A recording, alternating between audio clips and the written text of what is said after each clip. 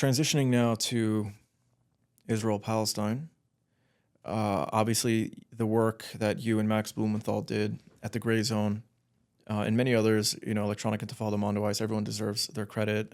Zay Squirrel, a lot of people who essentially debunked the atrocity propaganda, specifically the mass rape hoax. Can you talk to us about that debunking and the, I guess, further exposing of mainstream media and how they report on these types of issues and how it's just another example of how there can be no trust in mainstream media? I really credit Max Blumenthal and Ali Abunimah here. Ali Abunimah of the Electronic Intifada, who, as we're recording this, he was just been arrested and deported from Zurich, where he was going to be speaking, and he was held in prison for several days. And I think his arrest and abuse is a reflection of the influence he has in debunking Israeli propaganda and the hostility that he engenders from pro-Israel forces because of the important work that he's done. And on the October 7th propaganda that came out, where basically we know that there were atrocities committed by Palestinian militants on October 7th. They're on camera. But Israel and its apologists weren't content just to let what was documented and on video speak for itself. They came up with all these fake claims, beheaded babies and mass rape. And the reason is obvious. They wanted to present Hamas as so barbaric, so demonic, that Hamas had to be wiped out along with the rest of Gaza with it. That, because only through violence could Israel prevent something so horrible from happening again, dozens of beheaded babies and mass rapes. And the media went along with it. The media just took Israeli claims on faith. CNN reported the dozens of beheaded babies claims just based on the fact that the Israeli government had told them that, so that that's confirmed now by the Israeli government, as if that's a credible source. And same with the rape allegation. The rape allegation is a lot harder to challenge because it's a very sensitive issue. And I felt uncomfortable even though I knew it was a scam from the start. It was so obvious. It's uncomfortable because it's such a sensitive allegation. And the reason they chose that allegation is because it's so hard to challenge and hard to disprove, because they can say, it's very hard to say that something, it's very easy to say that something happened, very hard to show that it didn't. But in the case of mass rape, there's no physical or forensic evidence. There was no visual evidence whatsoever. There were no identified victims, dead or alive. There only was anonymous witnesses who claimed to have seen things that didn't add up, who made claims that made absolutely no sense. And that's what we debunked at the Gray Zone and Electronic Intifada. And the U.S. media, doing its job of serving Israeli propaganda narratives, didn't ask the basic questions that are necessary if you want to be a journalist, and took Israeli claims on faith. And we spent a lot of energy pushing back on that, and we took a lot of heat for it, obviously. And people that I know, were calling me a rape apologist and all these things, and that doesn't happen anymore. After enough time, these propaganda campaigns always lose their sway, because after a time, people realize, oh, wait a second, there's no evidence to come out yet, and what has come out has been contradicted. So, for example, you had this group Zaka, an Israeli organization that took part in spreading other atrocity propaganda claims, including burnt and beheaded babies.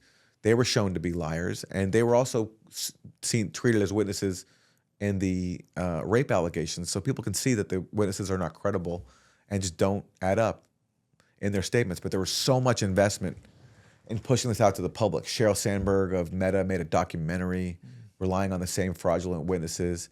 The New York Times put out this ridiculous story, so ridiculous that the woman who they presented as the victim of Hamas rape, her own family members called out the New York Times. Her name was Gal Abdush. And one of Gal Abdush's relatives had even spoken to her right before she was killed and said, no, there's no way she was raped because she was killed right after we spoke to her.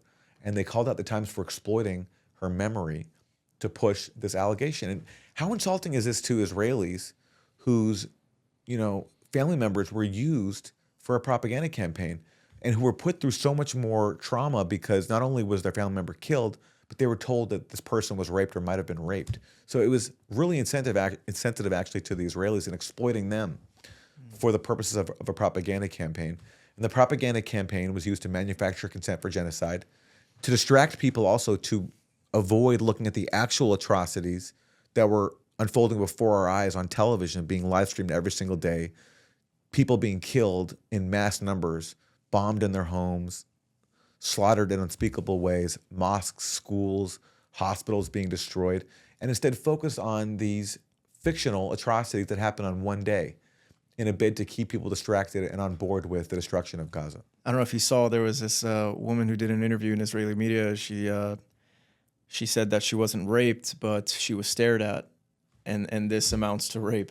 Well, I didn't see that, but, and again, I never challenged the claims that there was sexual abuse or rape of prisoners, or of hostages, captives, after they were taken to Gaza, because We don't know. we don't know. I have no idea. What I know is on October 7th, this one-day event where there's no forensic or physical evidence, no audio, visual evidence, no documented victims, dead or alive, only discredited witnesses. It was pretty obvious that there was no evidence there. And that doesn't mean, by the way, it didn't happen, because I'm not God. I can't see everything. So all I'm saying is the evidence doesn't support it. Right, right.